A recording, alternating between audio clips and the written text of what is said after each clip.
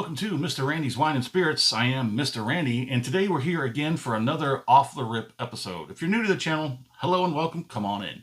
If you're a returning viewer, always good to see you here. Let's get it on. So, what is an off the rip episode? Well, it is part one of a three-part series Mr. Randy does when he's reviewing a bottle. So part one, off the rip, we're going to get the bottle home, crack it open, have our first pour, and I share my first impressions with you because why not? And so when we get it to about halfway down the bottle, we're going to do part two, which is going to be the full review. I gather up as much information as I can off the interwebs and I share it with you because knowledge is power. So halfway point, we're going to give that gin.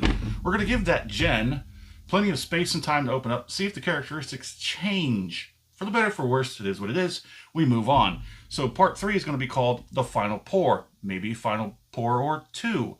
But anyhow, what we do, we get down here, we determine whether or not time and space and extra time and extra space change the characteristics for the better, for worse. How does it compare to the middle and to the first pour?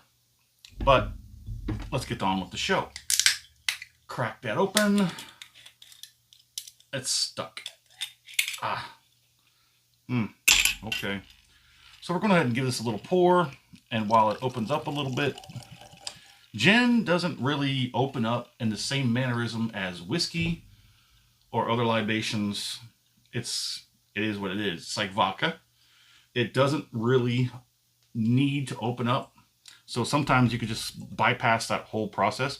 So this is the Tenjaku gin. Tenjaku. It is a 700 milliliter bottle, product of Japan, 43% alcohol by volume. It's got a beautiful little, crap.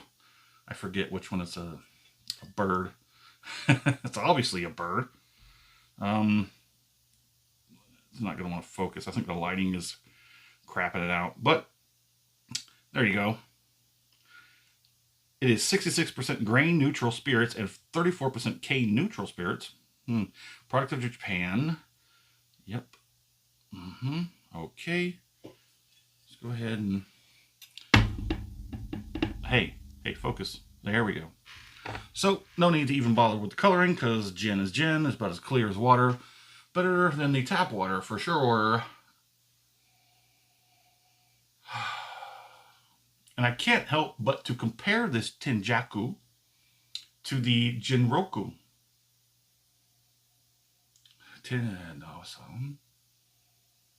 It's botanical, but like the botanicals are turned down a few notches. It's kind of muted, actually. But time will tell. Time and space will tell. It's beautiful. I just think that it's kind of lacking. It's a little bit muted. Let's see. I saw some legs started to build up there. And then I swirled it and they all went away. There we go. It's a little bit of legs on one side. It's one-sided legging. Let's get it on the palate.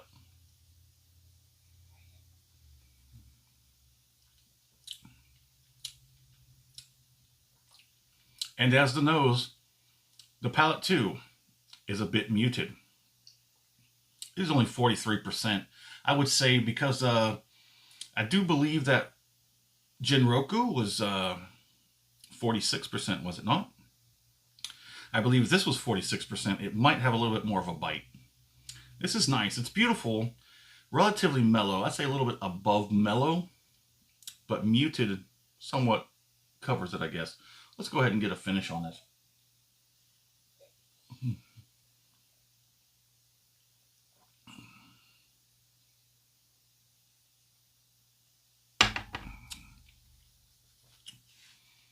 Now, a finish for a gin is not the same as a whiskey. Immediately on the tongue gets lit up.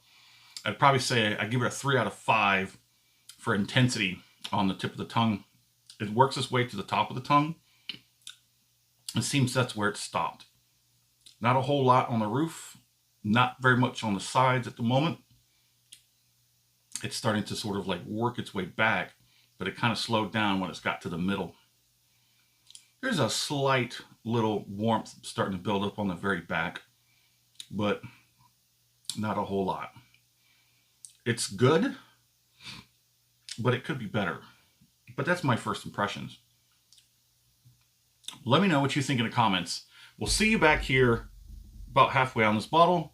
And as always, thanks for stopping by here at Mr. Randy's Wine and Spirits. You have a good one.